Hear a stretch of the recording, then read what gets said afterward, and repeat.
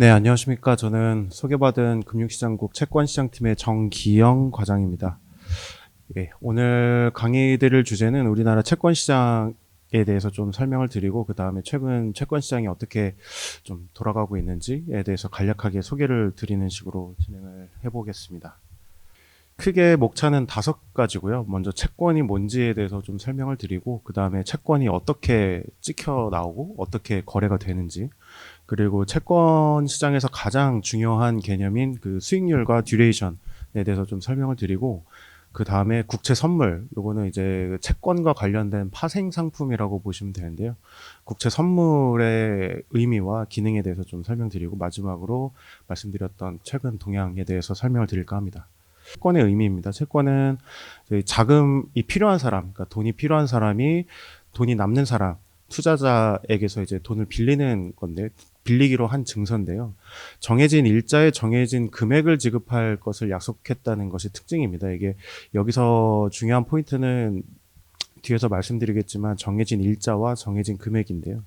먼저 나눠서 보면 발행 주체, 이슈어라고 부르고, 투자 주체는 인베스터라고 부릅니다. 여러분 이제 뭐 개인 투자들 많이 하시잖아요. 그때 이제 인베스터라고 부르는데, 인베스터는 이제 투자를 하는 사람이고, 인베스티는 이제 투자금을 받는 사람인데, 그래서 이슈어가 인베스티입니다. 그래서 자금 수급 측면에서 보면은 발행을 하는 사람은 이제 자금을 필요로 하는 사람이고, 그 투자를 하는 사람은 자금을 그 필요한 사람에게 공급하는 주체이고, 기관으로 나눠 보면 보통 찍는 것은 이제 대부분 이제 정부가 많이 발행을 하고요.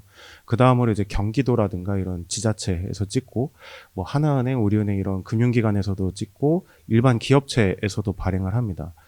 투자는 그럼 누가 하느냐? 뭐 일반 개인도 할 수 있긴 합니다만, 보통 이제 금융기관, 투자기관 이런 금융업체에서 많이 하게 되고요. 목적은, 발행하는 목적은 단순합니다. 뭐 이 재정 재원, 정부 입장에서는 이 재정 지출에 필요한 재정 재원이 필요한 경우이고, 회사나 지자체 같은 경우, 지자체도 마찬가지고, 회사 같은 경우는 운영 자금이나 이제 투자 자금이 필요한 경우에 발행을 하게 되고, 금융기관에서 투자하는 이유는 말씀드린 대로 투자 수익률이 필요하기 때문에 이제 투자를 하는 건데, 앞서 말씀드렸던 2가지 컴포넌트가 가장 중요합니다. 정해진 일자와 정해진 금액을 지급한다는 증서인데, 정해진 일자는 이제 기한부입니다. 기한부. 요거는 만기가 정해져 있고요. 그 만기 안에서 정해진 일자에 정해진 그 이자와 원금을 지급을 합니다. 만기에 원금을 일시 지급하게 되고, 예를 들어서 보통 국고채 같은 경우는 뭐 6개월 단위로 이자를 지급한다든지, 뭐 요거는 발행하기에 따라서 다른데, 분기 단위라든지 아니면 연간 단위라든지 이렇게 이자를 특정일에 지급하기로 약속이 이미 되어 있고요. 그리고 지급액 같은 경우는 방금 말씀하신 대로 사전에 발행할 때 확정이 됩니다. 예를 들어서 이 증서를 가지고 오면은 뭐 3%의 이자를 준다.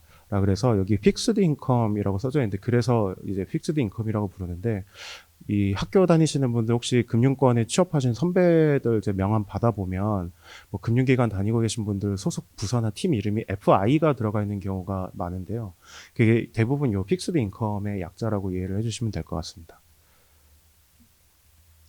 그리고 채권 시장은 방금 설명을 드렸던 그런 채권이 이제 거래되는 시장인데요.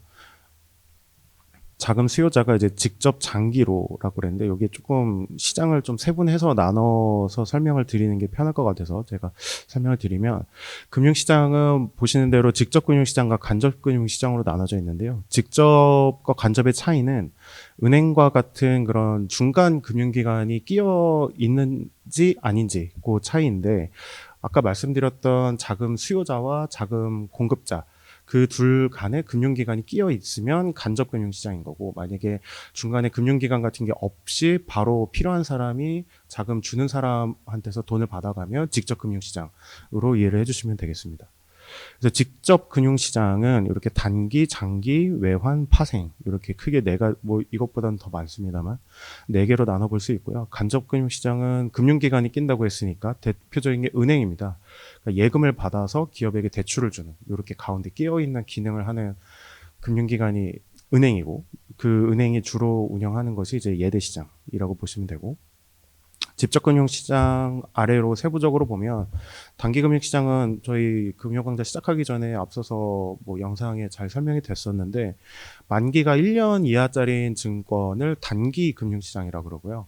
만기가 1년보다 긴 증권을 거래하는 시장을 이제 자본시장, 장기금융시장이라고 부릅니다. 그래서 장기금융시장 같은 경우는 대표적으로 채권시장, 주식시장으로 나눠볼 수 있고요. 오늘 설명드릴 거는 이렇게 직접 금융시장 중에서도 장기금융시장에 해당하는, 그리고 그 중에서도 채권을 거래하는 시장에 대해서 설명을 드리겠습니다. 그럼 이 앞에 채권과 주식이 이제 장기 금융시장으로 나와 있는데, 채권이랑 주식이 어떤 차이가 있는가를 좀 말씀을 드리면, 양 증권이 이제 똑같이 그 발행하는 사람이 자금을 조달한다는 기능 자체는 똑같습니다. 근데 차이가 있는데, 증권의 성격이 다릅니다. 주식 같은 경우는 내가 한 주를 가지고 있으면 이 기업이 의사결정을 함에 있어서 내가 의사결정권을 한 표를 이제 의결권을 시행할 수가 있는 것인데, 채권은 그렇지 않고요. 의결권은 없고 경영에 간섭할 수 없고, 단지 이제 정해진 일자에 정해진 그 채무를 상환받는 그 권리만 보유하고 있습니다. 발행기관 같은 경우는 앞서 말씀드린 대로 정부, 지자체 이렇게 다양한 반면에, 주식은 주식회사만 발행할 수가 있습니다. 뭐 예를 들어서 뭐 한국은행 주식 뭐 이런 거는 없는 걸로 이해를 해주시면 되겠고, 투자자 지위는 아까 말씀드린 대로입니다. 채권자로서의 지위를 가져서 이자를 받을 수 있고 경영에는 참여할 수 없고, 주주는 배당을 받고 경영에 참여할 수 있습니다. 다만 이제 배당 같은 경우는 요즘에 좀 많이 주긴 합니다만, 뭐 이게 아예 안 주는 기업도 있고 좀 불규칙하게 주는 기업도 있어서 채권이랑 또 그런 자금을 받는 현금 흐름 자체가 조금 상이하다는 점 기억해 주시면 되겠고요. 투자 회수는, 채권은 아까 말씀드린 대로 만기가 정해져 있습니다. 그래서 만기일이 되면은 정해진 원금을 수령하게 되는, 물론 이제 발행한 사람이 부도가 나지 않는다면 원금을 수령하게 되는데, 주식 같은 경우는 별도의 만기일이 일반적인 경우는 없습니다. 그래서 보통은 이제 만기 개념보다는 이제 중도 매각을 통해서 투자 원금을 회수를 하게 되는데, 뒤에서 또 더 설명을 드리겠습니다. 네. 만기 전에 매도하거나 만기까지 가지고 있었을 때의 그 투자자가 가져가는 그 몫이 조금 차이가 납니다. 그게 주식과 채권의 가장 큰 차이인데요. 채권 투자 같은 경우는 만기 전에 매도할 경우에는 방금 말씀드린 대로 그 채권 증서를 거래하는 시장이라고 말씀드렸는데, 그 증서의 가치도 시시각각 계속 바뀌거든요. 이게 내가 3%짜리 이자를 주는 채권을 가지고 있다고 해서 그 채권의 시장 가격 자체가 계속 만기까지 고정되어 있지는 않습니다. 주식처럼 계속 변하는데, 거기에서 오는 내가 살 때랑 팔 때의 가격 차이에서 오는 시세 차익이 있고, 요거는 플러스일 수도 있고 마이너스일 수도 있습니다. 그리고 말씀드린 대로 일정 주기마다 나오는 이자를 받게 되고, 그래서 시세 차익과 이자를 받게 되고, 만기까지 보유할 경우에는 만기에 돌려주는 원금, 이거는 무조건 플러스고, 그리고 그 만기까지 주어지는 이자 플러스 해서 이렇게 구성이 되는데, 주식 투자 같은 경우는 말씀드린 대로 배당금이 있을 수도 있고 없을 수도 있고, 팔 때 시세 차익이 플러스일 수도 있고 마이너스일 수도 있고, 이런 증권의 수익 차원에서도 조금 차이가 있습니다. 다음으로 채권 종류를 좀 살펴보면요.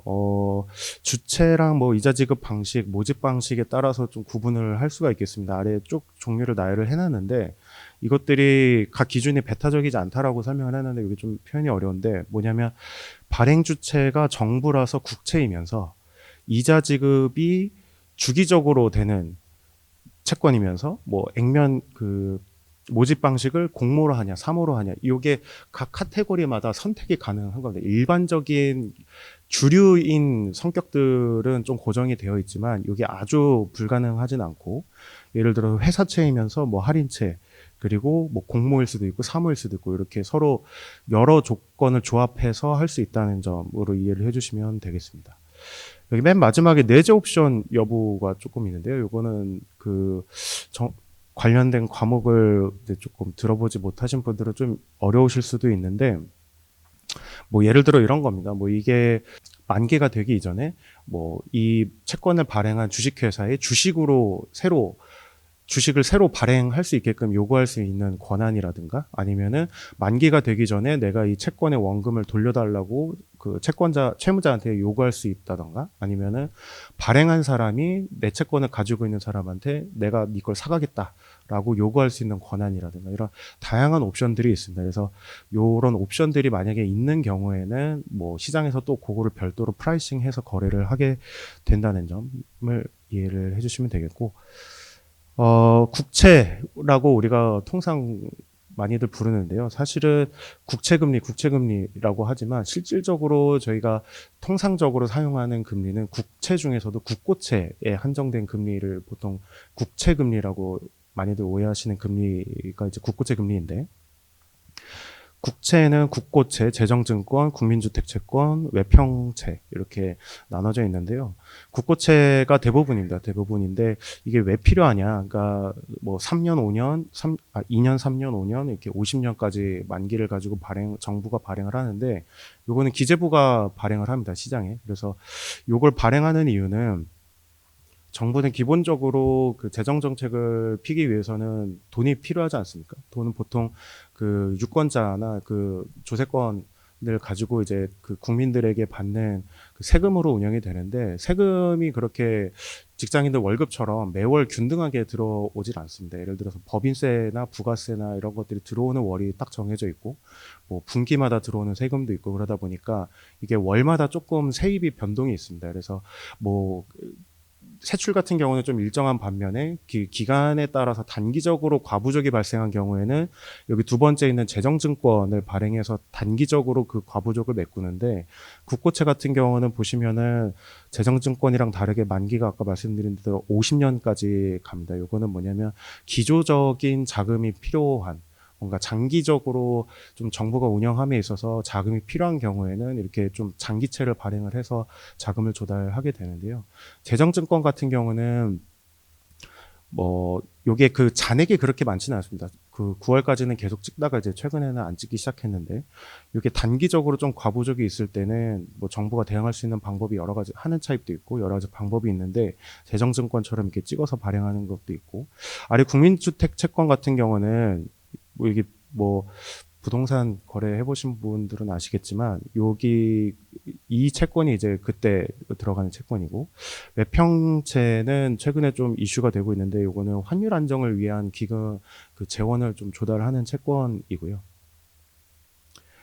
그리고 채권 역할을 좀 말씀을 드리겠습니다. 채권 역할이 좀 많긴 한데 먼저 맨 처음에 말씀드렸던 것대로 이제 자본을 조달하는 좀 길게 자본을 조달하는 수단이고 그리고 투자자 입장에서는 투자 상품 중에 하나이고 벤치마크 레이시라고 적혀 있는데 이거는 그 예를 들어서 여러분이 이제 은행 가서 대출을 받을 때 그 기준이 되는 금리가 있고 거기에 은행들이 마진을 붙여서 플러스 알파를 붙여가지고 최종 대출 금리가 형성이 되는데요. 여기에 있는 그 준거가 되는 그 지표 금리가 되는 게 보통 금융채 뭐 이런 것들이 있는데 금융채마저도 사실 이제 국고채나 이런 금리들 흐름에 따라서 같이 흘러가기 때문에 채권이라는 이제 좀 크게 말씀드리면 채권의 역할은 말씀드린 대로 지표금리를 형성하는 기능을 한다라고 이해를 해주시면 되겠고 한국은행 입장에서는 4번을 좀 주의 깊게 보고 있습니다. 그래서 통화정책 파급 경로 매개체인데요. 이 통화정책 파급 경로는 뭐 대학 만약에 전공하신 분들은 좀 많이 아실 겁니다. 보시면 통화정책 기준금리를 뭐 이번에 인하를 했는데 인하를 하거나 인상을 하는 경우에는 여기 아래 나열된 6가지 경로를 통해서 이 국민 경제 총수요에 영향을 미치고 그것이 실물 경제 뭐 GDP라든가 뭐 이런 실물 경제에 영향을 미치고 그리고 우리가 소비자 물가 상승률이라고 부르는 인플레이션에도 영향을 미치게 됩니다. 채권의 금리는 여기 빨간색으로 표시된 루트를 통해서 영향을 미친다고 보시면 되는데요. 여기 아래 총수에서 인플레이션으로만 가는데 실물 경제도 해당이 됩니다. 먼저 기준금리를 올리면요. 시장금리, 최근에 인하를 했으니까 인하로 설명드리겠습니다. 기준금리를 인하를 하면, 예를 들어 국고채 3년이라든가 10년이라든가 이런 시장에서 거래되는 그 시장 채권 금리도 같이 기준금리와 함께 조금 하향 조정이 됩니다. 이게 뭐 기준금리 인하 시점보다 앞서서 먼저 선반영해서 떨어지는 경우도 있고 그렇긴 한데 전체적으로 장기 시계열로 보면 기준금리에 따라서 시장 금리는 움직이고요. 그게 아까 말씀드렸던 여수신 금리로 파급이 돼서 뭐 대출금리나 예금금리에 영향을 미쳐서 총수요에 영향을 미치게 되고 그리고 정보의 생산 제공인데 요거는 뒤에 가서 더 자세하게 말씀드릴 텐데 금리가 어떻게 될 것이다라는 기대가 채권 금리에 녹아 있습니다. 이건 뒤에서 어떻게 파악하는지 말씀드리겠는데, 요 정보를 생산 제공하는데 여기서 나오는 이제 정보를 가지고 경제 주체들이 미리 액션을 취하는 경우에는 실제로 기준금리를 조정하지 않고도 총수요나 인플레이션이 자극을 받는다던가 둔화된다던가 하는 경로가 존재를 합니다. 다음으로 이 채권의 발행과 유통이 어떻게 되는지 좀 설명을 드리겠습니다. 계속 표만 나와서 조금 지루하실 텐데, 먼저 발행은 앞서 말씀드린 대로 뭐 정부일 수도 있고, 뭐 지자체일 수도 있고 이런데, 여기는 좀 대표적인 것들만 좀 뽑아봤습니다. 국고채는 정부, 기재부가 국채법에 따라서 국회 동의를 얻어서 총 발행 한도 내에서 발행을 하게 되고요. 통화안정증권이라고 하는 거는 저희 한국은행이 발행을 하는 증권입니다. 요거는 금통위 의결을 받아서 발행을 하게 되는데 요거는 기준금리 외에 저희가 원하는 수준의 단기 금리를 좀 이탈하거나 그럴 때는 뭐 유동성을 흡수하고 유동성을 배출하고 이런 기능을 하는 하나의 증권, 그러니까 시장 운영 수단이라고 보시면 되고요. 은행채는 말씀드린 대로 은행이 발행하는 것인데 은행이 발행하는 것이고 여기 상금채, 뭐 한전채 이렇게 있는데 우리가 보통 특은채라고 부르는 거는 뭐 산업은행 그리고 수출입은행, 뭐 기업은행 이렇게 좀 준정부 기관으로 불리는 은행들이 발행하는 채권을 특은채, 특수은행채라고 부르고 있고요.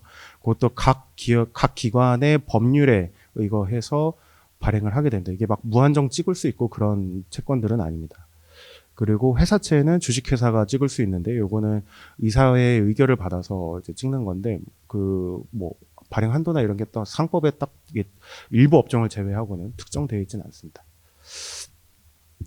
처음으로 그래프가 나왔는데 발행 잔액입니다. 이건 발행 잔액인데 지난달 말 기준으로 하면요. 우리나라에 찍혀 있는 원화 표시 채권 발행 잔액은 약 한 2,800조 중반을 조금 넘는 수준이고요.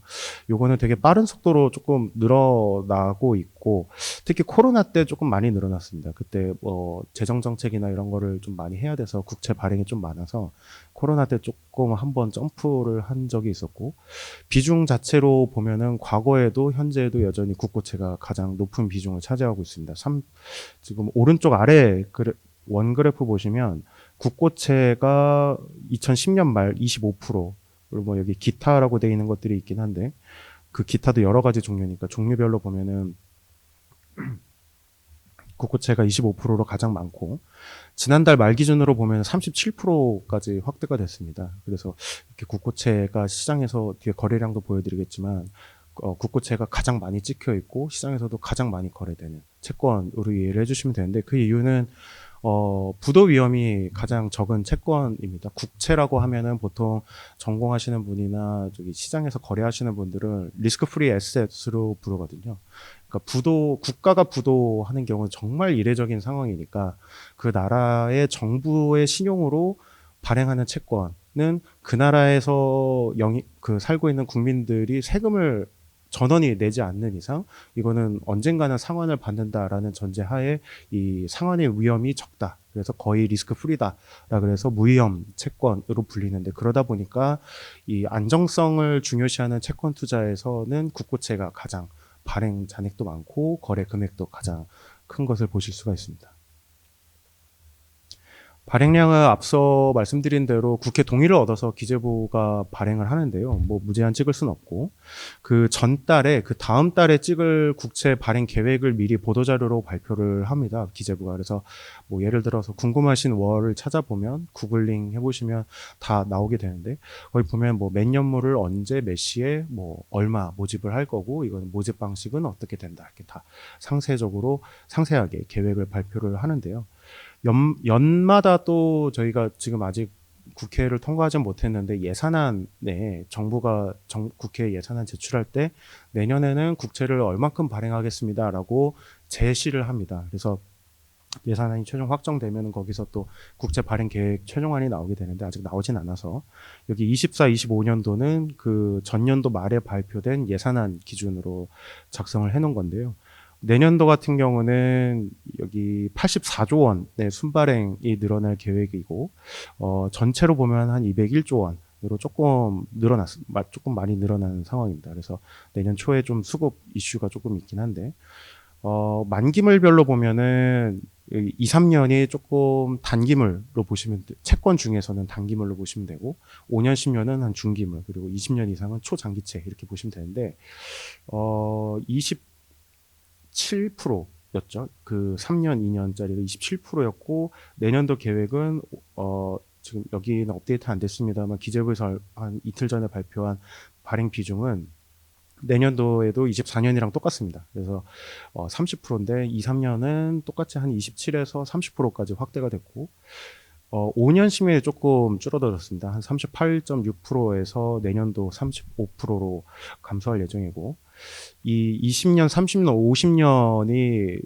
꽤 많이 확대된 모습인데 지금 여기 35%로 나와 있는 거는 계획이라서 조금 그렇고 실제는 이것보다 조금 높아질 수는 있을 것 같습니다. 이게 왜 그러냐면 뒤에서도 말씀드리겠지만 보험사들 중심으로 해서 보험사들 같은 경우는 예를 들어 보험 가입자들이 뭐 사망할 때까지 보험금을 받아서 연금을 준다던가 이런 보험 계약이 꽤 장기인데 그 금융규제법상 이 자산부채 듀레이션이라고 하는 거를 좀 맞춰줘야 된다. 그러니까 부채가 30년짜리면 그에 맞는 자산도 비슷하게 좀 가지고 있어야 되는 그런 규정이 있는데 거기에 맞춰야 되다 보니까 보험사 입장에서는 좀 장기 상품이 필요한데 국고채만큼 그렇게 장기적으로 안전한 상품이 많지는 않기 때문에 초장기채 수요는 대부분 보험사에서 많이 수요를 하고 있다고 이해를 해주시면 될 것 같습니다. 유통은 크게 두 가지입니다. 장내 거래와 장외 거래인데요. 여기 혹시 주식 거래 해보신 분 계신가요? 대부분 다 해보시잖아요, 요즘. 네.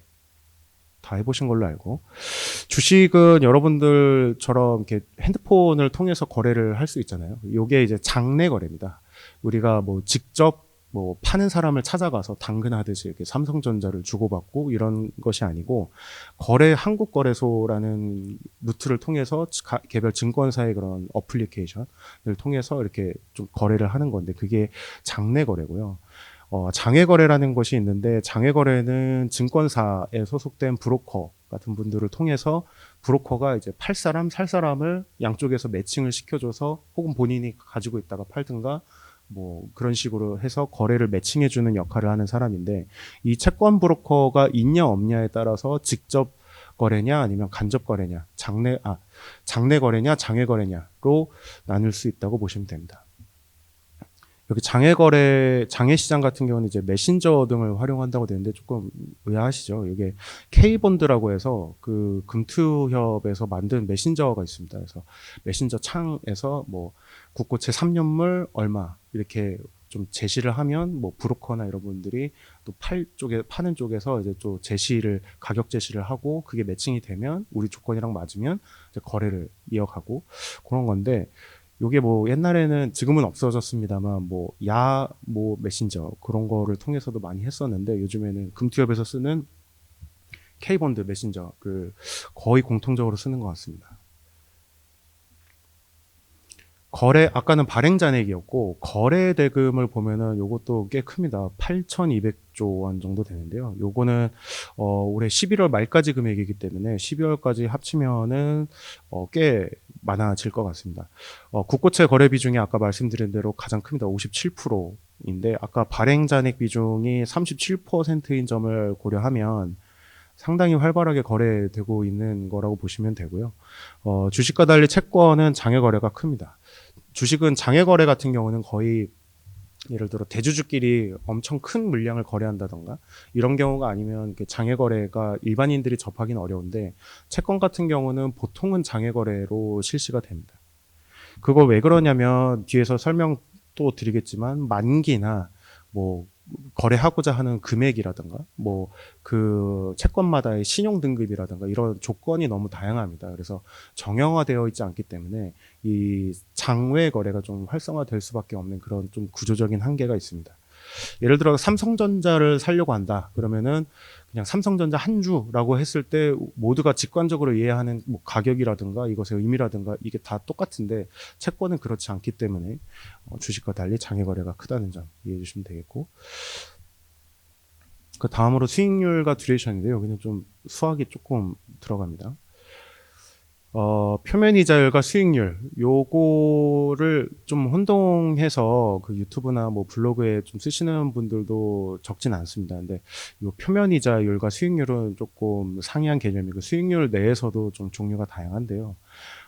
채권은 말씀드린 대로 만기도 다르고 이자 금액도 이자 지급 규모도 다르고 주기도 다르고 그래서 캐시플로우라고 하는 그 채권별로 현금 흐름이 좀 다릅니다. 그래서 이거를 일관성 있게 비교를 하기가 어려워서 이 채권의 수익률 개념으로 서로의 이제 가치를 비교를 하게 되는데요. 퀴즈를 하나 드리면 채권 A가 있고 B가 있습니다. 이거는 A 회사가 발행한 회사채, B 회사가 발행한 회사채로 예를 들겠습니다. 만기에 돌려받는 투자 금액은 모두 10,000원으로 똑같은 반면에 표면 이자율은 연말에 한 번 지급한다. 12월 31일 날 이제 한 번 지급을 하는데 A 채권은 7%를 지급을 해주고요. B 채권은 6%를 지급을 해줍니다.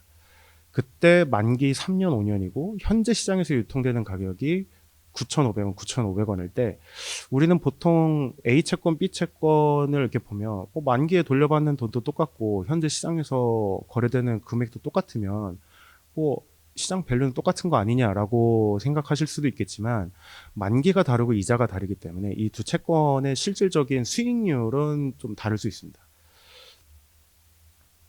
이걸 비교를 하는 방법이 있는데 말씀드린 대로 채권 수익률은 뭐 여러 가지가 있습니다. 이게 YTN만 있는 건 아니고 뭐 스팟 레이시라든지 뭐 포워드 레이시라든지 다양하게 있는데 이것만 먼저 대표적으로 말씀을 드리면 이 채권을 가지고 있는 사람이 받을 예정인 현금 예를 들어 뭐 1년 후, 2년 후, 3년 후 각각 받게 될 현금 흐름들을 지금 시점의 가치로 환산한 것들의 이제 합을 일제시켜주는 이자율인데 조금 복잡한데 식으로 보시는 게 좀 편하실 수도 있어요.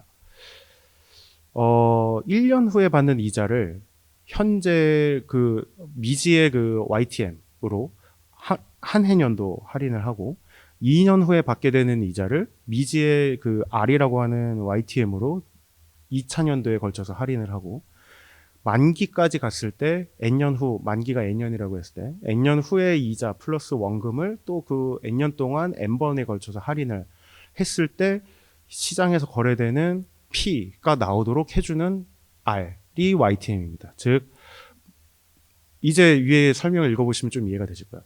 받을 예정인 현금 흐름들의 현재 가치의 합과 시장 유통시장에서 거래되고 있는 이 채권 가격을 일치시켜주는 수익률, 이자율이 YTM이라고 보시면 되겠습니다. 그래서 이 식에서는 R이라고 다 통일을 해놨는데 실질적으로 저희가 이론적으로 계산할 때는 만기 1년짜리 채권과 뭐 5년짜리 채권의 이자율이 서로 다르지 않습니까? 그래서 여기 윗단에 있는 식들 더하기로 연결되어 있는 식들에서는 사실 R이 하나가 아니고 R1, R2, 뭐 RN 이렇게 좀 다 달라야 되거든요. 근데 이제 간단하게 설명드리려고 이렇게 했었던 거고 이 식에서는 여기 최종적으로 보이는 공통적인 할인율 R이 이 채권을 만기까지 내가 가지고 있었을 때 얻을 수 있는 수익률이라고 이해를 해주시면 되는데요.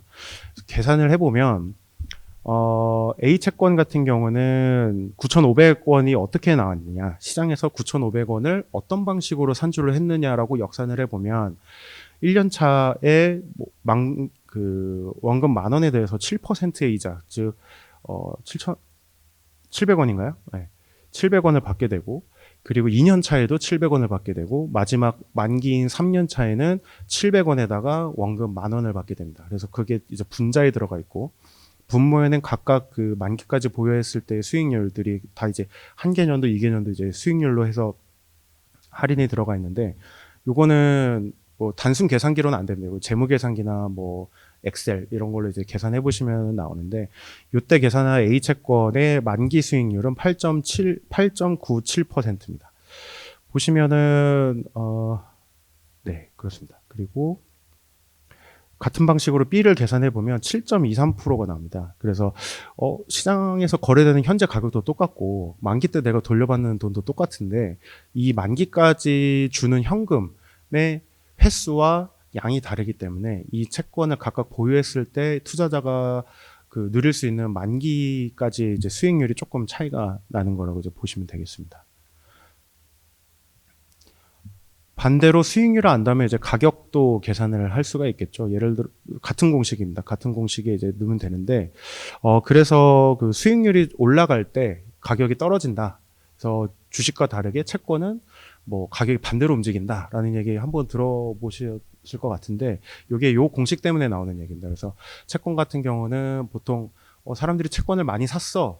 라고 하지만 금리는 근데 떨어졌어 라고 하는 게 좀 이해가 안 되실 수도 있겠지만 요 식을 생각해 보시면 사람들이 채권을 많이 샀다는 거는 그만큼 수요가 많기 때문에 가격이 오르겠죠. 가격이 오르면은 그만큼 여기 공식에 따라서 수익률은 낮아지게 되는 겁니다. 그래서 가격과 수익률은 서로 반대 관계에 있다는 점을 기억해 주시면 오늘 사실 강의는 다 들으신 게 아닌가 싶습니다. 그래서 이 P와 R 중에서 아까 말씀드린 대로 사실 P는 그렇게 의미가 있지는 않습니다. 왜냐하면 똑같이 9,500원을 투자했을 때 투자자가 가져가는 수익률이 다르기 때문에 실질적으로 왜냐하면 이게 또 액면가가 10,000원으로 고정을 해놨지만 예를 들어서 전체 이 회사가 발행하는 금액이 뭐 10조 정도 됐을 때 나는 그 중에 1억 원만 사고 싶다거나 뭐 10억 원만 사고 싶다거나 했을 때 또 가격이 또 그 배수로 또 넘어가서 달라지기 때문에 단순히 시장에서 유통되는 가격만 봐서는 이 채권이 싸게 나온 건지 비싸게 나온 건지 파악할 수가 없습니다. 그래서 채권 시장에서는 금리로 채권의 가치를 표현한다고 이해를 해주시면 되겠습니다. 아까 맨 처음에 그 초반부에 말씀드렸던 그 통화정책상의 좀 기능 중에 그 정보의 생산 및 제공이 있습니다. 정보 생산 제공을 어떻게 하느냐. 채권 수익률이 미래 단기금리 기대를 좀 반영하는 측면이 있습니다. 그래서 이게 어떻게 반영이 되냐면 만기 N년짜리 채권을 예를 들면 매년 말 T1에 이자가 한 번 나오고 T2에 이자가 한 번 나오고 그런 채권이 있다고 가정을 해보고 그리고 현재 발행한 1년짜리 채권 있고 T1 시점에 발행한 1년짜리 채권이 또 있고 각 시점별로 발행되는 만기 1년짜리 채권이 있다고 가정을 해보면 노란색은 각각 다른 채권이라고 생각을 해주시면 됩니다. 그래서 이렇게 N개의 별도 만기 1년짜리 채권이 있다라고 가정을 하면 전체 현재부터 만기 N년까지의 그 수익률은 어떻게 계산이 되느냐 아래 공식이랑 똑같습니다. 만약에 이게 이퀄이 성립을 안 하면 우리가 차익거래라고 하는 그런 그 무위험 거래가 가능합니다. 만약에 1년 차 때 내가 돈을 맡겨서 이 T0 시점에 100원을 맡겨서 R1의 이자를 받아갖고 그 원리금을 다시 R2를 받는 채권에 재투자를 하고 그리고 T2 시점에 가서 그 원리금을 또 받아서 그때 당시에 1년짜리 채권인 R3 이자 채권에 또 투자를 하고 이걸 계속 N년 동안 반복을 하는 거나 그냥 100원을 N년 T0 시점에 만기 N년짜리 채권에 투자를 해서 받는 거나 똑같아야 된다는 게 그냥 이론적인 계산법이죠. 만약에 두 가지가 다르다고 하는, 만약에 위에 게 더 크다 그러면은 당연히 아래쪽 채권은 사지 않고 사람들이 다 그때 가서 1년짜리 채권을 짧게 운영하는 게 이득이 되니까 그렇게 할 것이고 만약에 아래쪽 녹색 화살표로 가는 게 더 이득이 크다 그러면 당연히 사람들은 1년짜리 채권을 롤오버 하지 않고 재투자하지 않고 아래쪽 채권을 그냥 만기 N년까지 그냥 한 번에 사서 쭉 가져가는 전략을 구사할 것입니다. 그래서 그 과정을 통해서 또 수요와 공급이 쏠리고 뭐 빠지고 하는 과정에서 또 아까 말씀드린 대로 가격이 내리고 올라가고처럼 금리도 조절이 되면서 여기 결국에 장기적으로 보면 이퀄 관계가 성립을 하게 됩니다. 그래서 근데 이게 어떻게 미래 기대 단기 금리를 포함을 하고 있는가? 를 봤을 때 역산을 요거는 루트를 씌워야 되긴 합니다만 대략적으로 이제 좀 n이 충분히 크다고 보면 이렇게 나오는데 예를 들어서 우리가 T2 라지티가 이제 2인 시점에 가서 1년짜리 금리가 좀 올라갈 것으로 예상이 된다. 그러니까 쉽게 표현하면은 2년 후에 가서 1년짜리 금리가 좀 오를 걸로 예상이 된다라고 사람들이 생각을 하면 여기 공식에 따라서 현재 시점에서 액년까지 받는 채권의 금리도 같이 올라가게 됩니다. 그래서 만약에 뒤에 있는 뭐 3년이든 5년이든 그 만기에 해당하는 구간에서의 단기 금리가 올라갈 것이라고 기대가 되면 그것보다 더 장기인 금리는 그거에 맞춰서 같이 이제 조금씩 올라가게 되는 그 메커니즘이라고 이해를 해주시면 되겠고요. 그거의 연장선으로 우리가 수익률 곡선을 이해를 해볼 수가 있는데, 수익률 곡선은 뭐냐면 여기 일드 커브라고 작성을 해놨는데, 앞서 소개해드린 대로 YTM을 각 그 X축에는 만기가 들어가고요, 세로축에는 수익률이 들어간다. 이거는 뭐 YTM일 수도 있고, 뭐 스팟 레이트일 수도 있고, 뭐 포워드 레이트일 수도 있고, 이렇게 좀 다양한데, 어쨌거나 저희는 오늘 만기 수익률 기준으로만 설명을 드리겠습니다. 채권 수익률 곡선은 말씀드린 X축이 만기고 이렇게 나오게 되는데, 형태가 이렇게 다양합니다. 만기가 길수록 금리가 높아지는 경우, 우상향한다 그러죠. 경기 상승기 초기고 뭐 향후 단기 금리가 상승할 경우에는 당연히 장기 금리일수록 점점점 올라가게 되겠죠. 예를 들어서 미래에 단기 금리가 떨어질 거로 예상이 된다. 그러면 그만큼 만기가 길어질수록 금리는 조금씩 떨어지게 될 거고, 수평인 경우에는 현재 수준이랑 미래 단기 금리랑 거의 변화가 없을 것으로 기대가 되는 수준인데, 이게 사실은 좀 기계적 해석에 유의를 해주셔야 되는 부분입니다. 이게 왜 그러냐면 여기 앞서 말씀드렸던 이런 메커니즘도 있긴 하지만 뒤에서 설명드리겠지만, 이 라지 R에는 미래 단기금리 외에 다른 리스크 프리미엄이라든가 그런 좀 다른 그 컴포넌트들이 또 포함이 되어 있습니다. 예를 들어 뭐 유동성이라든지 뭐 그 부도 위험이라든지 뭐 그런 여러 가지 프리미엄들이 또 붙어 있기 때문에 이게 사실 기대 단기금리만으로 형성이 되어지는 않습니다. 그래서 뭐 이게 꼭 우상향하면은 뭐 경기 상승기 초기고, 우하향하면은 뭐 이게 갑자기 경기 둔화가 코앞에 있고, 그렇게 기계적으로 해석을 하시는 데는 좀 유의를 해주실 필요가 있겠다라는 말씀을 꼭 드리고 싶습니다. 방금 말씀드린 겁니다. 채권 수익률은 이렇기 때문에 앞서 그 수익률 곡선을 기계적으로 해석하면은 조금 위험한 해석이 될 수 있다라고 말씀을 드린 건데요. 무위험 수익률에 리스크 프리미엄을 붙인 것이 우리가 요구 수익률, 이거는 투자자 입장에서 내가 이거에 투자했을 때 얼마 정도는 받아야 된다라고 하는 개념인데, 채권 수익률이랑 똑같다고 가정을 하면 채권 수익률은 무위험 수익률과 리스크 프리미엄의 합으로 표현을 할 수가 있겠는데요. 뭐 좀 표현은 어렵게 해놨습니다. 내적 요인, 뭐 외적 요인 이렇게 해놨는데, 내적 요인은 좀 많이 들어가는데, 네, 여기 공식 안에 있는 그 기호들 있죠. 기호들이 변했을 때 어떻게 움직이는가를 이해를 죄송합니다. 해놓은 건데, 아까 만기로 표현했던 그 N이 늘어날수록, 그리고 표면 이자율, 우리가 그 받는 이자율, 그 쿠폰이라고 그러죠. 아까는 7%짜리를 예를 들었는데, 그 이자율, 그러니까 받는 이자가 많을수록, 그리고 발행 기간의 신용 위험이 높을수록, 그리고 유동성 위험이 높을수록 이렇게 좀 수익률이 상승하게 되고요. 외적 요인 같은 경우는 그 공식 외적인 부분들이라고 이해를 해주시면 됩니다. 이 채권이 시장에서 인기가 있냐 없냐, 그리고 기준금리가 인상되냐 인하되냐, 그리고 물가 상승률이 높아지냐 낮아지냐.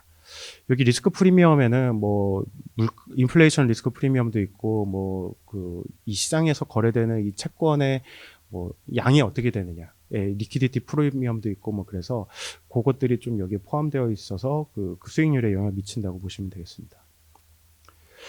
그 이제 대학원생분들이나 뭐 그 좀 연구하시는 분들 같은 경우는 요 금리 문의를 꽤 자주 주십니다, 사무실로. 그래서 채권 수익률은 어디서 보나요? 라고 물어보시는데, 단말기가 특별히 필요하지는 않고요. 뭐 실시간으로 보시려면 단말기가 필요하겠지만, 어플 요즘 또 잘 돼 있긴 한데, 금융투자협회 홈페이지 가시면요, 그 최종 호가 수익률도 있고, 뭐 민평금리 뭐 이런 거 있습니다. 민평금리는 뭐냐면 주요 시가 평가 해주는 그 기관들이 한 4군데 정도 있는데, 거기서 이제 한 6시 거의 다 돼서 이제 오늘의 평균적인 금리는 이거야. 그래서 민간 4사의 평균 금리다. 그래서 민평금리라 부르는데, 그럼 민평금리를 발표하기도 하는데, 저희는 통상적으로 그 금투협에서 4시 반에 공시를 하는 그 최종 호가 수익률을 기준으로 그날의 금리 이제 좀 보고를 드리고 있습니다. 그래서 홈페이지 가시면 맨 왼쪽에 있습니다. 최종 호가 수익률이라 그래서 여기 빨간색 네모 표시된 부분인데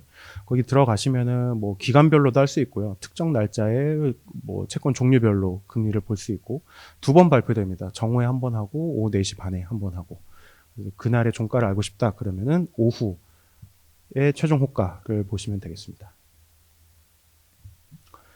말씀드렸던 민평인데요. 민평도 같은 홈페이지에 있습니다. 다만 이제 메뉴가 다른데 저기 최종 호가 수익률 오른쪽에 있습니다. 시가평가 수익률이라고 하는 메뉴인데 핸드폰으로도 조회 가능하실 거예요. 그래서 일자별로 보거나 아니면 기간별로 보거나 이렇게 쭉 나오는데 여기를 들어가면은 그 회사채라든가 은행채들의 등급별 수익률도 볼 수 있고요. 가로축은 저기 만기입니다. 3개월짜리, 6개월짜리, 뭐 1년, 2년, 3년 이렇게. 그럼 이제 수익률 다음으로 듀레이션인데요. 듀레이션 요거는 쉽게 생각하면 이제 만기랑 비슷하다고 보시면 됩니다. 같진 않고요. 수익률과 듀레이션은 왜 중요하냐면 듀레이션은 말씀드린 대로 주식과 달리 채권은 만기라는 것이 있습니다. 그래서 내가 이 채권을 투자했을 때 평균적으로 어느 정도의 그 기간을 보유를 해야 투자 자금을 회수할 수 있는지가 이제 투자자 입장에서 중요하겠죠. 그래서 그거를 이제 표현해 주는 게 듀레이션입니다. 이것도 수익률처럼 조금 글이 조금 어려워서 식을 보시면 오히려 편하실 수도 있습니다. 현재 채권 가격 대비해 가지고 그 각 시점에 뭐 이자나 만기의 이자 플러스 원금 요것들을 현재 가치로 이제 할인한 것들의 비중을 시간으로 이제 가중치를 준 건데 예를 보면 좀 간단할 것 같아서 하나 가져왔습니다. 만기에 1,000원을 주고요. 이자는 5%를 주고 시장에서 거래되는 아까 YTM이라고 말씀드렸던 그 수익률은 8%입니다. 그리고 3년이 만기고요. 이 채권의 듀레이션을 계산하는 방법은 여기 공식대로 하면 되는데 쉽게 표로 보시면 1년, 2년, 3년, 3년이 만기라 그랬으니까 원금을 주는 거는 1년, 2년 때는 없고요. 3년 차 말에 이제 원금 1,000원을 주게 되고 이자는 1년, 2년, 3년 각각 50, 50, 50 이렇게 주게 됩니다. 표면금리가 적용이 됩니다. 시장금리가 아니고 표면금리가 50, 50, 50 적용이 되고 그래서 이제 투자자가 받는 현금 흐름은 1기에 50, 2기에 50, 3기에는 1,050이 됩니다. 그래서 아까 말씀드렸던 채권 가격을 계산한 게 1,150원이 됩니다. 죄송합니다. 그 현금 흐름의 합계가 1,150원이고 이거를 시장금리로 각각 할인한 거를 이제 합했을 때가 이제 채권 가격인데 그게 923원이 나오고요. 여기 오른쪽 공식 보시면 P분의 뭐 막 복잡하게 있잖아요. 그게 간단하게 보시면 여기 지금 하나, 둘, 셋, 5번째 열, 그러니까 D의 현재 가치라고 되어 있는데 그 46 더하기 43 더하기 834가 923인 현재 채권 가격인데 이 채권 가격 중에서 1년 차의 현금 흐름이 차지하는 비중이 얼마고 2년 차의 현금 흐름이 차지하는 비중이 얼마고 3년 차의 현금 흐름이 차지하는 비중이 얼마인지가 이제 마지막 열에 적혀 있는 거거든요. 그래서 P분의 2라 여기 2는 그 저희 주식 하시는 분들 P 배열이 아니고 그냥 저거 라지 2입니다. 그래서 전체 가격 중에서 현금 흐름이 차지하는 비중이 각각 5%, 5%, 90% 이렇게 해서 총 100%가 되는데 요거를 맨 첫 번째 열에 있는 연도에다 곱해서 그거를 합치면 이제 듀레이션이 나옵니다. 조금 복잡하죠. 요거는 사실 그 채권 거래하시는 분들은 그 단말기들 통해서 이제 좀 듀레이션 바로바로 계산되고 이런 것들이 있어서 뭐 손으로 계산하진 않습니다만 대충 요런 개념입니다. 근데 이제 요게 왜 필요하냐? 수식이 많으니까 조금 이따. 일단 특징적인 게 2.85년이라고 나왔습니다. 이게 뭐 만기랑 비슷하다고 말씀드렸는데 여기 3년 만기 채권인데 듀레이션이 3년보다 짧죠. 이게 왜 그러냐면 앞서 말씀드린 개념을 다시 한번 보실 필요가 있는데 뒤에 있군요. 채권의 개념은 듀레이션의 개념은 투자자가 투자한 원금을 회수하는 데 드는 평균적인 기간이라고 이해를 해주시면 됩니다. 여기서 923원이라는 이제 채권 가격을 투자를 했을 때 평균적으로 얼마나 가지고 있어야 내가 투자 원금을 회수할 수 있는 기간이 되는가를 표시한 기간이 이제 듀레이션이라고 보시면 되는데, 보시면은 내가 923원을 투자를 하지만 결국에는 1년차 말에 50을 받고 2년차 말에 50을 또 받고 3년차에 1050을 받기 때문에 3년까지 가면은 내가 투자한 것보다 더 받게 되죠. 그러니까 아까 말씀드린 YTM이 달성이 되는 순간인데, 그것보다 조금 앞단까지만 가도 내가 투자 원금을 회수할 수 있는 기간이라고 해서 이제 이론적으로 우리가 맥컬레이 듀레이션이라고 부르는 일반적인 듀레이션인데, 그것이 이 앞에 이자가 있기 때문에 실제 만기보다는 짧게 됩니다. 만약에 이자를 전혀 안 주는 채권이다, 그러면 듀레이션이랑 만기는 동일합니다. 듀레이션을 그렇다면 우리가 왜 보느냐? 앞서 말씀드린 개념도 있겠지만 금리 변화의 민감도를 보여주는 지표이기 때문에도 봅니다. 예를 들어서 뭐 펀드 매니저 입장에서는 이 금리가 오르고 내리고에 따라서 뭐 수익을 얼마 내고 손실을 얼마 입고를 예상을 하는 것도 중요하고, 그에 맞춰서 또 위험을 해지한다거나 이런 위험 관리를 하는 것도 중요해서 금리가 어떻게 변할지에 대비해서 이제 좀 그 민감도를 파악하는 게 중요한데요. 여기는 다 새로운 공식은 없습니다. 그 채권 가격을 좀 공식으로 써놨고, 요거를 뭐 미분을 안 배우신 분도 있을 테니까요. 그 공식은 그냥 이해되시는 분들만 보시면 되고, 쭉쭉쭉 내려오면 그러므로 해서 세 번째 줄을 보시면 듀레이션은 맥컬레이 듀레이션이라고 하는 건데, 맥컬레이 듀레이션은 마이너스 1 플러스 R 곱하기 뭐 이자율 변동분의 가격 변동률 곱하기 P분의 1인데, 요거를 좀 정리를 해서 가격 변동률로, 맨 아래줄입니다.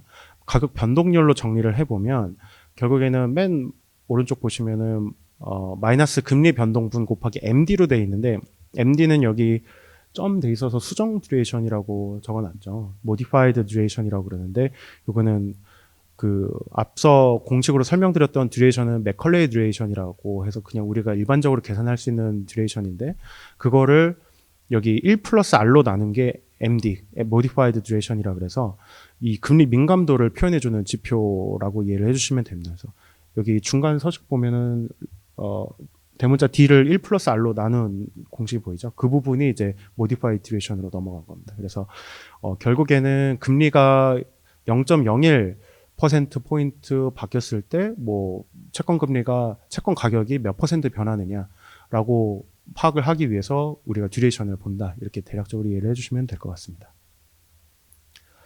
그러면 이 공식을 통해서 우리가 알 수 있는 거는, 평균적으로 이제 만기가 길면 길수록 듀레이션도 좀 길어질 텐데, 반대로 이거를 적용을 해보면 만기가 긴 채권일수록 금리 변화에 따라서 가격 민감도가 조금 큽니다. 예를 들어서 뭐 쉽게 이해를 해보시면, 저희가 자 있지 않습니까? 플라스틱 자를 뭐 10cm 자가 있고 50cm 자가 있을 때, 만기가 짧은, 그러니까 10cm 자를 끝에서 똑같이 1cm 내려가서 탁 튕겼을 때 그 끝에 자가 튕겨지는 폭보다 우리가 50cm 플라스틱 자를 똑같이 내려서 딱 놨을 때 튕겨져 올라가는 그 변동폭이 더 크지 않습니까? 그래서 그런 개념처럼 생각을 해주면 되는데, 만기가 길수록 그렇게 조금의 금리 변동으로도 채권 가격이 좀 많이 변한다라고 개념적으로 이해를 해주시면 될 것 같습니다. 그 다음으로 국채 선물의 의미와 기능에 대해서 설명을 드리겠습니다. 국채 선물은 아까 말씀드린 대로 파생 선물이고요. 파생 금융 상품이고, 기초자산으로 거래소가 발표하는 그 바스켓 채권이라 그래서 이 선물이 타겟팅하는 채권이 정해져는 있습니다만, 표면적으로는 가상의 채권을 가정을 합니다. 그래서 실제 존재하는 국채는 아니고 가상의 국채를 전제를 하고 이제 시장에서 거래를 하는 건데, 뭐 일정 수량을 정해진 가격에 특정 시점에 매매할 것을 약속한 파생 상품이라고 보시면 됩니다. 이게 선물의 기초 개념인데, 국채 선물이라고 하는 건 그 선물 중에서도 기초 자산이 거래하기로 한 자산이 채권인 상품이라고 이해를 해주시면 되는데, 조금은 어렵죠.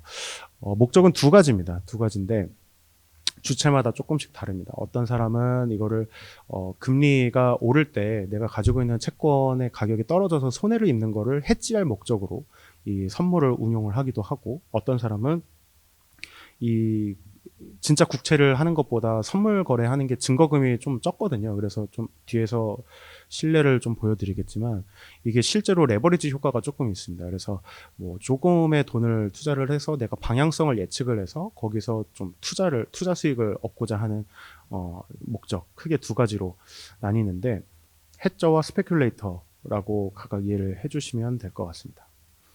보통은 이 두 투자 그룹 간의 거래를 한다고 보시면 됩니다. 국채 선물은 우리나라에는 뭐 5년짜리도 있긴 한데요. 30년도 얼마 전에 출시를 했고, 근데 거래가 그렇게 막 활발하지는 않아서 일단은 3년, 10년만 대표적인 거를 소개를 드리겠습니다. 국구채 발행이 좀 증가를 하고 이에 따른 좀 파생 수요도 늘어나면서 거래소에서는 3년과 10년을 출시를 했는데 3년이 먼저 출시가 됐고요. 금융위기 직전에 10년물 국채 선물이 출시가 됐습니다. 10년물도 사실 거래 초반에는 그렇게 아주 흥행을 하진 않았었는데 현재는 3년물보다는 아니지만 그래도 꽤 활발하게 거래가 되고 있는 국채 선물이고 30년물은 올해 출시가 됐습니다. 출시됐지만 여전히 조금은 거래가 저조한 상황이고 쭉 보시면은 증거금률 이 다른데요. 요거는 어떤 개념이냐면 내가 1억 원을 투자하고 싶을 때 1억 원을 정말 다 내서 사는 게 아니고 증거금을 납부를 하고 이제 투자를 개시를 할 수 있는 그 최소 증거금률로 이해를 해주시면 되겠고 거래 시간은 뭐 3시 45분까지고 이렇게 3, 6, 9, 12월에 만기가 있습니다. 이번 달에도 만기가 도래하게 됩니다. 다다음 주인데 네, 만기 때마다 좀 금리가 움직이는 경향이 없지 않아 있는데 이번 달에도 조금 주의를 기울이고 있습니다. 이게 조금 어렵습니다. 이게 강의 안에 없을 텐데 어려워서 뺐습니다. 뺐는데 일단은 이게 뭐 그렇게 뭐 나이스하진 않은데 결론만 말씀드리면 정말 이 국채 현물을 투자했을 때보다 국채 선물을 투자했을 때 수익이 조금 비대하게 나옵니다. 보시면 현물 금리가 0.1%포인트, 우리가 10bp라 그러는데, 10bp가 하락하면은 보통 아까 공식에 따라서 가격이 올라가겠죠. 그러면 이제 선물을 매수한 사람은 이윤이 났을 겁니다. 근데 지금 현물 금리가 10bp 올랐음에도 불구하고 그렇게 아주 뭐 큰 편이긴 한데 아주 드라마틱하지는 않습니다. 근데 요 하루치의 10bp를 가지고 선물을 최소 증거금 가지고 투자한 사람 같은 경우는 수익률이 약 한 하루 만에 15%가 나는 그런 상품인데 이거를 왜 보여드리냐면 늘 플러스만 있지는 않습니다. 그래서 뭐 아시는 분들은 막 해외 선물도 많이 하시고 이렇게 하는데 이게 10bp 올라서 되게 조금 금리가 떨어졌는데 수익률이 엄청나네 라고 하지만 반대로 생각하면 금리가 조금 올라도 이게 수익률이 정말 높습니다. 그래서 이제 뭐 계좌가 사라지는 것도 이제 목격을 하실 수가 있는데, 그래서 선물은 그만큼 레버리지 효과가 큽니다. 그래서 아까 말씀드린 대로 요 목적 2번 보시면 레버리지 효과를 활용한 방향성 투기 거래 하려고 하는 사람들이 현물보다는 선물을 좀 거래한다라고 이해를 해주시면 되겠습니다. 그럼 이게 뭐 어떤 의미가 있는가? 그냥 뭐 자기들끼리 돈 벌고 돈 주고 이런 거냐? 그런 건 아니고요. 이 선물 가격이랑 현물 가격이랑 어느 정도 조금은 매칭이 되게끔 흘러가게 됩니다. 그게 안 된다면 아까 언뜻 소개해드렸던 재정거래라는 차익거래라는 것이 발생을 하게 되는데요. 국채 선물보다 이제 죄송합니다. 국채 선물 가격이 국채 선물 이론 가격보다 좀 비싸지게 되면, 그러니까 이론적인 가격보다 실제 거래되는 게 좀 비싸다라 그러면 우리는 이제 오버밸류 됐다, 뭐 과잉 구간이다라고 표현을 하는데, 그렇게 되면 시장에서는 이제 좀 고평가된 선물을 매도를 하게 되고, 그에 맞춰서 또 포트폴리오를 이제 좀 위험 관리를 하기 위해서 현물 쪽에선 반대되는 거래를 하게 되는데, 선물을 팔고 그에 상응하는 이제 현물을 매수하게 되고, 그리고 반대로 국채 선물이 이론 가격보다 낮다라고 하는 경우는 이론적인 가격보다 낮으니까 싸게 살 수 있는 거죠. 그래서 선물을 사고 그에 반대되는 포지션으로 현물을 매도하고, 이런 과정들을 거쳐서 현물이랑 선물이랑 금리가 좀 같이 움직인다라고 보시면 되겠습니다. 아래는 그 메커니즘을 간략하게 그림으로 소개를 드린 건데요. 외국인이 국채 선물을 매매를 하면 순매도든 순매수든 거래를 하면 국채 선물 가격에 변화가 있고 선물 가격에도 괴리가 발생을 하게 됩니다. 일시적으로. 그래서 뭐 그 채권 조회를 할 수 있는 단말기에 보면 국채 선물 옵션 들어가 보시면은 그 괴리율이라는 것이 있거든요. 그래서 이게 이론 가격 대비 실제 가격이 얼마나 괴리가 됐는가 이런 거를 볼 수 있는데, 그래서 그런 괴리가 발생을 하게 되고 그 괴리가 발생하는 틈에서 사고 팔고 하는 과정에서 또 그 차익 거래가 가능합니다. 그래서 이건 좀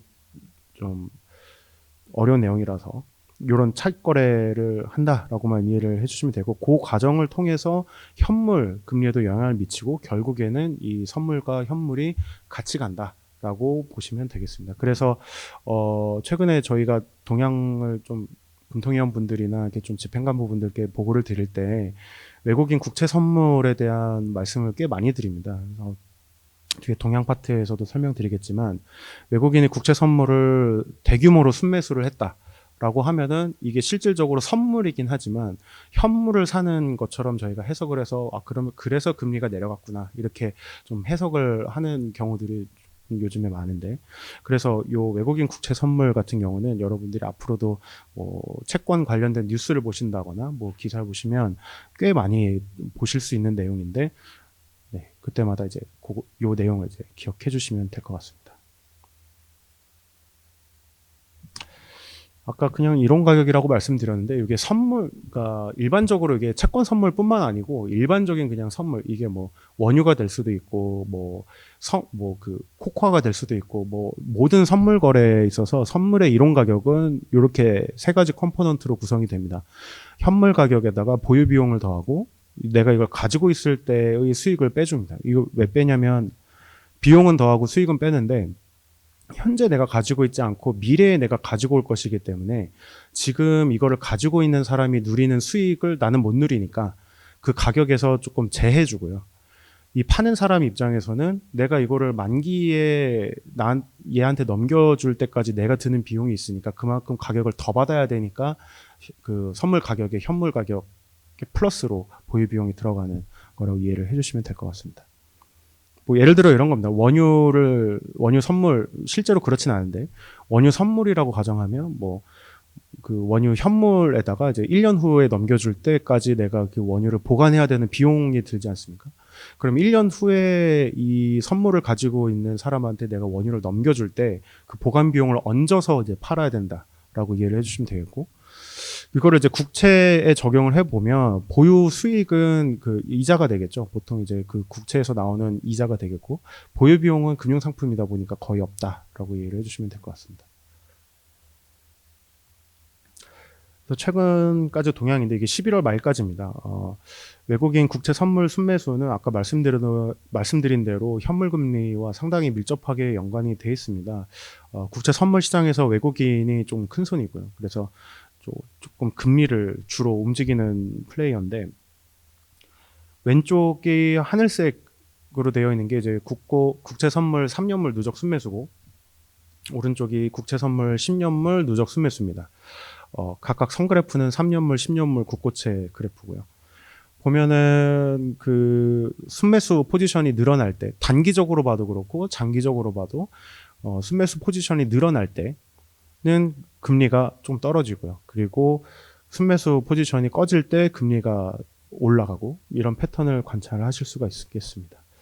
특히 10년 같은 경우 이게 뭐 스케일에 따라서 조금 다르긴 한데 10년물 보시면은 조금 드라마틱하게 이렇게 좀 대칭이 된다는 걸 보실 수가 있을 것 같습니다.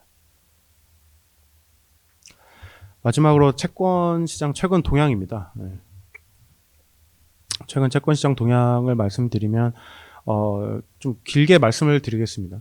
22년도 저희가 그 한국은행이 먼저 기준금리 인상을 시작을 했고요. 미국보다 먼저 인상을 시작을 했고, 한국은행이 올리고 비슷한 시기에 다 뭐 유럽이라든지 미국이라든지 대부분 다 코로나 때 풀린 유동성 때문에 좀 인플레이션 문제가 심각해서 그 이슈로 조금 금리를 계속 올리기 시작을 했습니다. 거기다가 22년 초에는 또 그 우크라이나 사태도 터지면서 원유 가격이 크게 급등을 했고, 그래서 인플레이션 문제가 조금 크게 부각이 됐던 시기였습니다. 그래서 뭐 한국은행뿐만 아니고 미 연준도 상당히 공격적으로 금리를 인상을 계속 하고 있었던 시기였고요.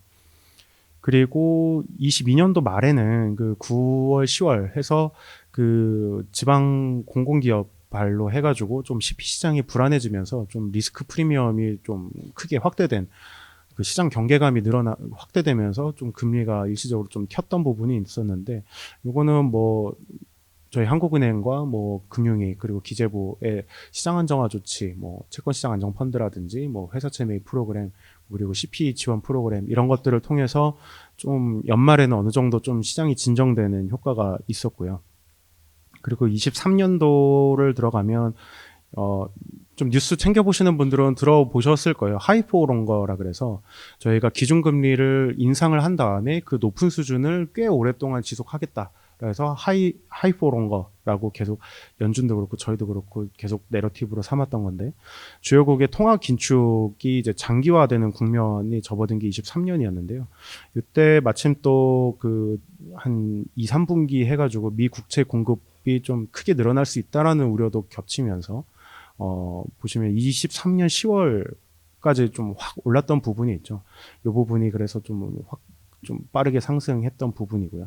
아까 말씀드린 대로 가격이랑 금리는 반대라고 말씀드렸는데, 여기서 보시면 미 국채 공급이 확대되면, 공급이 늘어나면 가격이 떨어지지 않습니까? 그래서 미 국채 금리가 그래서 상승했고 한국채 금리는 거기에 연동돼서 같이 올라갔다, 이렇게 이해를 해주시면 되겠습니다. 올해는 상반기 하반기로 좀 나눠서 말씀드리면, 상반기는 작년 한 11월, 12월쯤에 형성이 좀 됐었던 조기에 금리 인하를 할 수도 있겠다라는 시장 기대가 있었는데, 그게 조금 되돌려지면서 어느 정도 좀 다시 그 선반영됐던 인하 기대가 되돌려지면서 좀 상승한 부분이 있고요. 그래서 뭐 경제 지표에 따라서 미국 고용 지표라든지 그 국내외 물가 지표 이런 거 영향받아서 좀 생각보다는 변동이 거의 없었습니다. 그래서 그냥 등락을 했다고 보시면 되는데, 하반기 들어서는 조금 컸습니다. 5월 특정하면 이제 5월부터인데, 5월부터는 조금 기준금리 인하 개시 기대가 본격화되면서 조금 크게 하락을 했고, 특히 미국도 그렇고 한국도 그렇고 마찬가지입니다. 그래서 10월 달까지 이제 쭉 하락을 했었고요. 그러다가 실제로 미 연준이 먼저 9월 FOMC에서 인하를 개시를 했고 50bp 인하를 했죠. 위에 파란 점선입니다. 오른쪽 그래프 파란 점선 보시면 되는데, 9월 FOMC에서 50bp 인하를 먼저 했고, 한국은행은 10월 달에 25bp, 그리고 11월 금통위 이번에 25bp 해서 총 50bp 인하를 결정을 했습니다. 그래서 이제 좀 국고채 금리가 같이 따라 나갔는데, 이게 저희 그 외부 자료로도 발표가 됐는데, 저희 팀에서 작성한 자료 중에 하나가 11월 초에 그 트럼프 트레이드라 그래서 그 트럼프 당선되고 나서 미국이나 뭐 이런 주요국들 금리가 상당히 가파르게 올라갔습니다. 그때 뭐 관세 정책이나 뭐 이런 거가 이제 인플레를 자극할 수 있다라는 우려 때문에 시장에서 뭐 기준금리 인하 속도가 조금 더딜 수 있다라는 기대가 형성이 되면서 조금 금리가 많이 올라갔었는데, 보시면은 국고채 금리는 그렇게 많이 안 딸려간 걸 보실 수 있습니다. 이게 장기 시기를 보면 정말 미국이랑 유사하게 정말 동조화 경향이 엄청 강한 몇 년이었는데, 최근에는 좀 동조성이 많이 약화됐다고 저희가 판단을 했습니다. 그거는 뭐 저희 은행 게시판 보시면 되겠지만, 일단은 국내 물가 여건이 상당히 견조한 데다가 뭐 미국과 한국의 경기에 대한 기대도 좀 다르고, 그런 여러 가지 요인들이 좀 영향을 미쳐서 차별화가 이루어졌는데, 요거는 독일에서도 비슷한 현상이 있어서 최근 외신이나 뭐 이런 데서도 관심을 가지고 있는 부분입니다. 근데 뭐 최근에 미국도 다시 좀 내려와서요, 뭐 이렇게 뭐 아주 탈동조화 됐다라고 평가하기는 조금 이르긴 해 보이긴 합니다. 다음으로 수익률 곡선입니다. 이게 아까 보여드렸던 그냥 이론적인 그래프 말고 실제 그림을 좀 보여드리려고 가지고 왔는데, 보라색 선이 6월 말이고, 파란색 가운데 있는 선이 10월 말, 그리고 11월 말이 빨간색 제일 아래에 있는 선이 11월 말입니다. 그래서 보시면은 계속 점진적으로 내려왔습니다. 그래서 장기물 중심으로 좀 많이 내려왔고요. 요거는 그 아까 말씀드렸던 우하향 그래프인데 이게 경기 둔화를 의미한다기보다는 이제 기준금리 인하를 막 개시한 초입이기 때문에 이제 당분간 인하를 이어갈 것이라는 기대도 조금 반영이 된 부분이 있고요. 그래서 그런 좀 복합적인 요인 때문에 지금 뭐 5년, 3년이나 30년이나 이게 좀 눌려 있는 건데, 특징적인 거는 20년, 30년 보시면 엄청 낮습니다. 10년물에 비해서 낮습니다. 이거는 수익률 곡선이 우상향 할 때도 낮았습니다. 이게 좀 특징이 뭐냐면, 아까 말씀드린 대로 보험사 쪽에서 좀 초장기채 수요가 계속 있습니다. 그래서 이렇게 20년, 30년물 같은 경우는 앞서 보여드렸던 대로 기재부에서도 계속 발행 비중을 확대를 하려고는 하는데, 이 비중 발행 확대에도 좀 보험사 수요가 좀 더 강해서 이렇게 금리가 조금 낮은, 그러니까 채권 금리가 좀 비싸게 형성되어 있는 거라고 이해를 해주시면 되겠고, 오른쪽 선그래프는 장단기 금리차입니다. 10년이랑 3년, 그리고 3년 빼기 기준금리에서 보여드렸는데, 초록색 선은 3년이랑 기준금리는 얼마 전에 기준금리 인하를 하면서 이렇게 한번 다시 올라갔고요. 마이너스이긴 합니다. 이게 좀 기준금리 인하를 어느 정도 선반영한 영향으로 저희는 파악을 하고 있고, 3년, 10년은 한 8월, 9월쯤 해가지고 이게 좀 살짝 올라가서 저희가 미국처럼 좀 수익률 곡선이 가팔라지는 게 아니냐, 인하 사이클을 앞두고 좀 장단기 금리차가 벌어지는 것이 아니냐라는 좀 연구도 하긴 했었는데, 뭐 더 심화되진 않고 장기 평균보다 조금 낮은 수준에서 계속 좀 거의 똑같은 수준으로 이어가고 있다라고 이해를 해주시면 될 것 같습니다. 신용 스프레드인데요. 신용 스프레드는 회사채 금리에서 국고채 금리를 뺀 겁니다. 똑같이 3년 만기를 기준으로 본 건데, 아까 소개해드렸던 금투협 사이트 가면은 민평금리로 보실 수 있을 것 같습니다. 그래서 회사채 금리에서 국고채 금리, 동일 만기의 국고채 금리를 빼면은, 국고채 금리는 무위험 자산이라고 말씀드렸잖아요. 무위험 자산에 얼마를 더하면 이 부도 위험이 있는 회사가 발행한 채권이 되는가를 고려했을 때 그 갭을 이제 나타내는 게 이제 신용 스프레드다라고 표현을 하는데, 신용 스프레드 시계열 보시면 아까 말씀드렸던 CP 시장 불안일 때 일시적으로 조금 많이 좀 신용 위험이 부각되면서 좀 스파이크가 있었고요. 그 이후에 다시 안정화됐고, 올해 들어가지고 조금 기관 투자자 수요가 조금 확대되면서 쭉 축소되어 오다가 최근에는 여기 점선으로 표현된 게 최근 10년치 장기 평균인데요. 요 장기 평균 수준 내외에서 조금 등락을 하고 있는 걸로 이해를 해주시면 될 것 같습니다. 그리고 여기 뒤에 음영 처리된 거는 등급 간 스프레드라 그래서 이제 신용 회사채 사이에서도 좀 등급 간의 스프레드가 있거든요. 뭐 양호한 저희가 AA 마이너스 이상이랑 또 그냥 A 마이너, 그리고 좀 투기 등급이라고 부르는 트리플 B 마이너, 이런 것들 간에도 또 시장에서 요구하는 수익률 차이들이 있기 때문에 이 수익률 차이가 회사채 내에서도 벌어지는데, 이 영역을 보시면 계속 줄어들고는 있습니다. 그래서 비우량과 우량물, 저희는 그렇게 통상적으로 표현을 하는데, A 등급과 AA 등급 간의 좀 금리 격차도 좀 인하기를 선반영하면서 조금은 좀 낮아지고 있구나라는 점을 이해해 주시면 되겠고, 오른쪽은 회사채 순발행입니다. 보시면 올해 초에 1, 2월 달에 엄청 많이 발행이 돼서 저희도 요거 가지고 연초에 또 위에 레포트도 드리고 또 연구 자료도 많이 발간하고 했었는데, 연초에 좀 금리 조달 여건이 되게 좋았습니다. 그래서 기관 투자자들 수요도 견조하고, 그래서 미리 만기가 도래하기 전에 회사들이 이 다음에 상환할 거를 미리 발행해서 조달을 한다던가 이런 수요들이 좀 있어서 좀 1월, 2월에는 AA 이상에서 좀 발행이 많았습니다. 효과로 좀 반대 효과로 1, 2월 이후에는 계속 좀 순상환이 되어 오다가 최근에는 비우량물 쪽 중심으로 해서 A 플러스 이하에서 조금 발행을 하고 있는 것으로 보실 수 있습니다. 외국인 채권 투자는요, 요거는 금감원 홈페이지 가셔도 아마 보실 수 있을 텐데, 외국인 채권 투자는 보통은 이제 글로벌 투자 위치 글로벌 투자 심리 위축기를 제외를 하면 대체로 우상향입니다. 보유 잔액을 보면 왼쪽 그래프 빨간 선인데요. 일시적으로 이렇게 뭐 코로나 때나 뭐 이럴 때도 좀 증가를 하는 모습이었고 대체로 우상향입니다. 그래서 뭐 이거는 시장 규모도 커지고 뭐 이런 영향도 있긴 한데 어쨌거나 우상향이고 계절성이 있습니다. 오른쪽 그래프인데요. 이거는 18년부터 23년 중에 그 최고 최소치가 이제 음영으로 표현이 되어 있는데 보시면 21년도가 좀 가파르게 늘었거든요. 그래서 21년도는 조금 시각적으로 노이즈가 될 수 있어서 일단은 빼봤습니다. 21년도는 빼봤더니 18년도에서 23년 중에 최대치를 조금 넘게 유입이 된 해가 됐고요.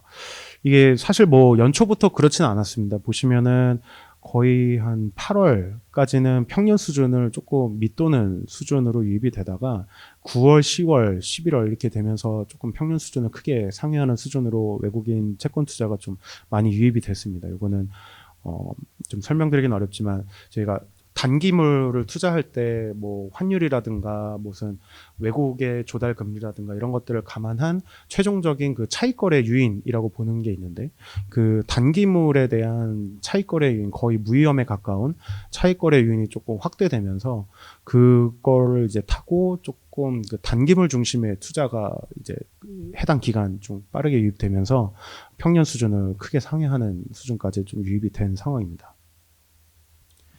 그래서 파란 선 보시면 보통은 한 6월, 7월까지는 우상향 하다가 그 이후로는 플랫 하거든요. 이게 변동분을 고려하면 하반기에는 거의 유입이 거의 없다고 보시는 게 맞습니다. 여기 왼쪽 그래프만 보셔도 상반기에 좀 막대기가 위로 많이 몰려 있고 하반기로 가면은 조금 아래쪽에 있거나 아니면 거의 제로이거나 이런 패턴이 좀 나타났었는데 올해는 방금 말씀드렸던 그런 차익거래 유인이라든가 이런 좀 외부 이슈가 있어서 좀 단기물 중심의 투자 덕에 조금 크게 증가한 상황입니다. 네, 이상으로 오늘 금요 강좌 강의를 마치겠습니다. 네, 감사합니다.